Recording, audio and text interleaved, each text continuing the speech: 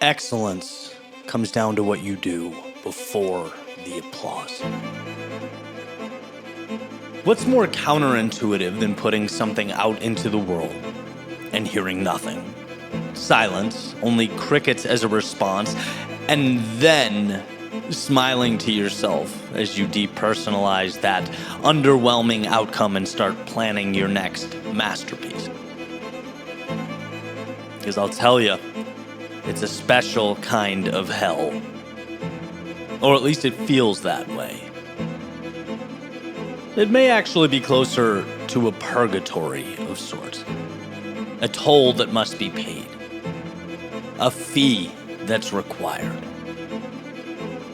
Since childhood, we're taught to see action and outcome as this immediate cause and effect relationship. I don't know about you, but very rarely did I hear, "Congrats, you just watered the seed that will bear fruit in 6 years." No one says, "Be patient. Greatness must compound, and you just took a small step forward." No, it's more subtle than that. A long game. A commitment to evolution over time. Can't be purchased, must be earned. And the road through the dark, murky forest to validation, well, it's a demanding one. It's a treacherous pursuit. Materializing over time and certainly not delivered in the mail. Oh, those moments where we love the applause. Perhaps even crave it. Some reassurance. No. You're stacking W's in your mind. Your audience is one. Your support group is the reflection in the mirror. Did you take a step forward today or not? And if you did, make sure you also take a bow, because that, my friend, is your victory. You know, people have plenty of theories for the hardest part of doing something meaningful, bringing something into existence that doesn't already exist. And I'm sure there are thousands of different right answers, but for me, it is the loneliness. And not necessarily in the traditional sense. Like, there were always great people around me. It's that unless you're in it, it's hard to understand. It's hard to relate. Right? It's hard to share with someone that you just worked a 16-hour day and you're more broke than you were before the sun came up. You still have no idea if this is gonna work. And you look out the window, the world seems to be buzzing around you. And in your head, things seem so much simpler out there, so much easier for everyone else.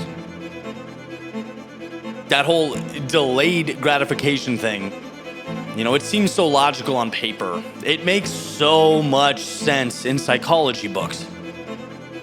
And I'm no psychologist, but I'd guess that, you know, based on the sheer pain it creates, we aren't necessarily wired for it at such extreme levels. How far can you crawl through the desert without finding your life-saving resources? Without getting what you're looking for, navigating mirage after mirage after mirage. Well, it turns out you can crawl through the desert for a very long time. So one of my favorite mantras, when you think you're done, you're actually only at 40% capacity. We can endure so much. This is when life becomes not what is the gap between where I stand and my dream, but as Dan Sullivan has said, where is the gain? Look how far I've already come. Look what is within my control. Today, I have the power to take one small step forward. And I can promise you that's exactly what I'm going to do. And how beautiful it is watching those little steps accumulate over time. The imaginary is made real, not by a snap of the fingers, but it's derived from the sound of your foot making contact with the ground over and over again.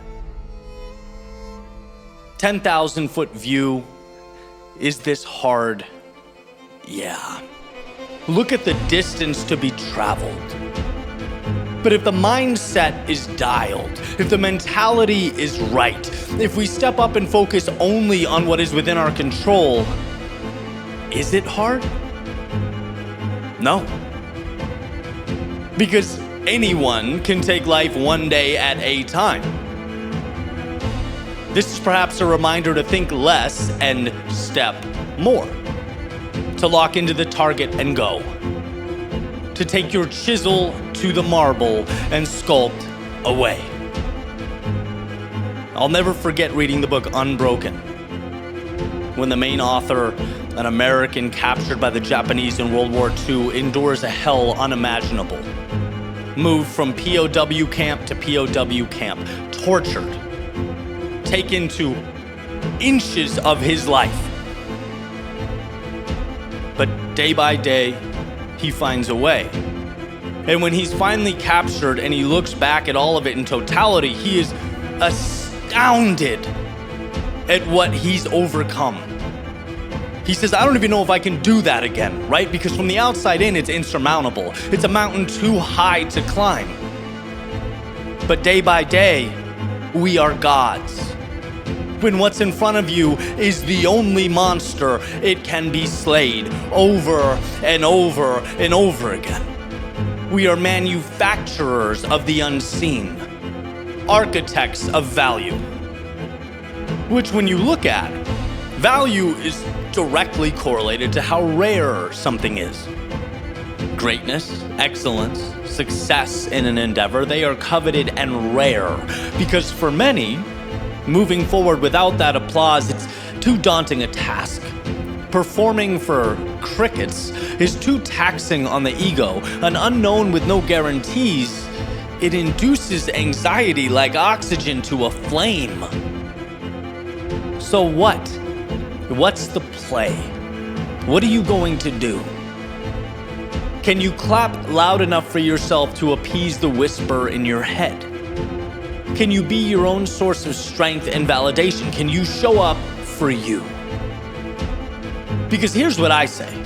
I say when silence is loud, let your vision be louder. When people doubt you, don't take it personally. Treat it with grace.